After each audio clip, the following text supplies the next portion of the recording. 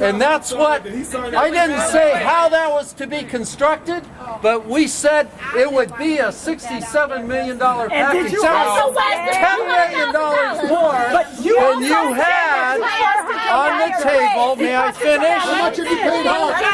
How much have you paid Huck?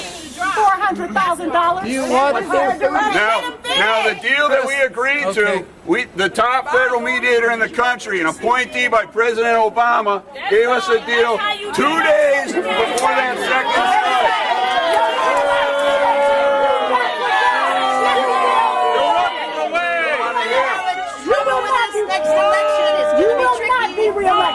You will not be reelected. That politician double talk that you're doing, it's not working. You gave the management the direction that they took, and they signed those documents, and you saw their signatures.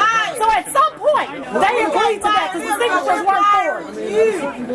And the board has the ultimate authority, the ultimate. And you told them to let us go on strike, to starve us for months. Operate If those trains. people hadn't died, we'd still be on the street right now. We'd still be out there right now walking a picket line. Your contributions kill people. And have you noticed that since we've been out, that everything has gone bad? It's karma. Don't you see it? Until you do right by us, everything you touch is going to crumble. Yeah, it's going to crumble. Everything, including your re-election campaign. It's over, baby. And you tell your partners that theirs is over too. Because we're going to be everywhere y'all go. Everywhere. You're doing a lousy job. You're doing a lousy job. You're doing a really lousy job. You're doing a really lousy job.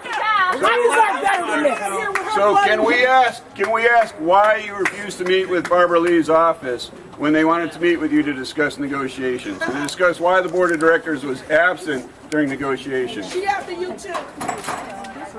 I met with Barbara Lee's office a number of times.